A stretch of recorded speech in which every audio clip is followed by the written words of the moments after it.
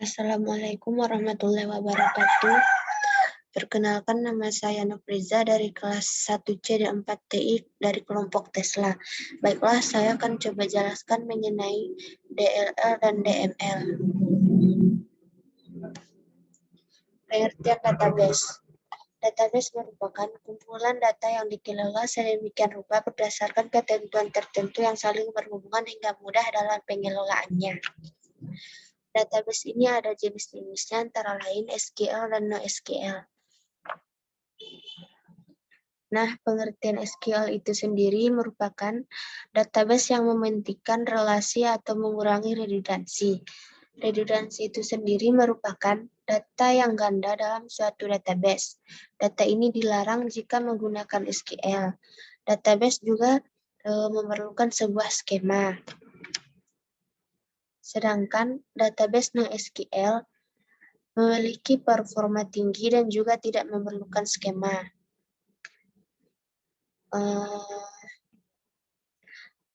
Selanjutnya, ada beberapa contoh database yang perlu kita ketahui, antara lain SQL. SQL ada beberapa jenis, yaitu MySQL, PostgreSQL, MariaDB, dan OracleDB. Sedangkan NoSQL, MongoDB, Firebase, CouchDB, Cassandra, dan Redis. Selanjutnya, kita masuk ke DDL, atau Data Definition Language. DDL merupakan perintah SQL yang berhubungan dengan pendefinisian suatu struktur database.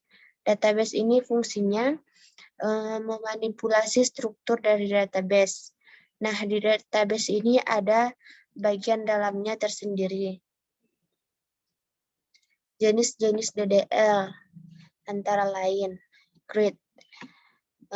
Create ini merupakan perintah bagian dari DDL. Nah, untuk membuat database, kita memerlukan sintaks SQL, yaitu create database. Untuk pelatihannya, yaitu nama database yang ingin kita buat. Rename table berfungsi untuk mengganti nama table pada suatu database. Untuk mengubah tabel pada database, kita memerlukan sintaks rename table. Untuk mengganti nama tabel digunakan waktu untuk nama tabel, sedangkan jadwal digunakan untuk nama tabel yang baru. Pada alter berfungsi untuk merubah struktur tabel pada database, sedangkan drop berfungsi untuk menghapus tabel pada database. Drop table merupakan sintaks untuk menghapus tabel dengan nama kolom jadwal. Baiklah, di sini saya akan lanjutkan mengenai DML atau Data Manipulation Language. DML merupakan perintah SQL yang berhubungan dengan manipulasi atau pengolahan data dalam tabel. Untuk pengertiannya sendiri, DML merupakan perintah SQL yang berhubungan dengan pengolahan tabel atau manipulasi tabel. Fokus dalam ini terfokus ke dalam data yang terdapat pada tabel database-nya. Jenis-jenis DML antara lain select. Select di sini datanya berfungsi untuk melihat data yang terdapat pada database. Kita bisa menggunakan perintah select. Untuk insert berfungsi menambahkan data pada suatu database. Kita bisa menggunakan sintaks insert. Update berfungsi untuk merubah data pada suatu database. Kita bisa menggunakan sintaks update. Dan delete berfungsi untuk menghapus data pada suatu database. Kita bisa menggunakan sintaks delete. Selanjutnya, mengenai DCL, Data Control Language. DCL biasa digunakan untuk merubah hak akses, memberikan roles, dan isu-isu lain yang berhubungan dengan keamanan database. Untuk jenis-jenis DCL itu sendiri ada clone dan revoke.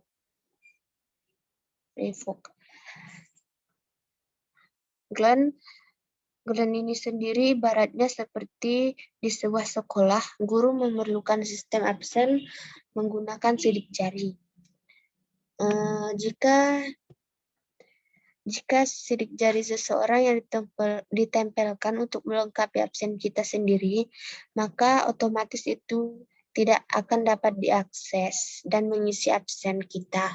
Karena data dari sidik jari orang yang kita suruh untuk mengisi absen kita tersebut tidak masuk ke dalam data akses dari pendataan absen melalui sidik jari itu sendiri. Untuk revoke, itu kebalikan dari granat. Baiklah, saya akan lanjut ke join in SQL. Join adalah cara untuk menghubungkan data yang diambil dari tabel-tabel melalui sebuah kolom yang menghubungkan mereka. Nah, di sini yang menghubungkan mereka ada dua, yaitu primary key dan foreign key. Untuk primary key itu sendiri sifatnya tidak boleh ada yang sama. Juga dia itu mereferensikan dari tabel yang lainnya. Foreign key mereferensikan ID dari tabel mana yang berelasi dengan dia. Nah, di sini ada beberapa jenis join yang terdapat pada database, antara lain inner join. Inner join akan mengembalikan baris-baris dari dua tabel atau lebih yang memenuhi syarat. Antara dua tabel A dan B tidak boleh ada yang nilainya 0. Left join. Left join itu sendiri berbeda dengan inner join, di mana dia akan memfokuskan salah satu tabel yang ditampilkannya.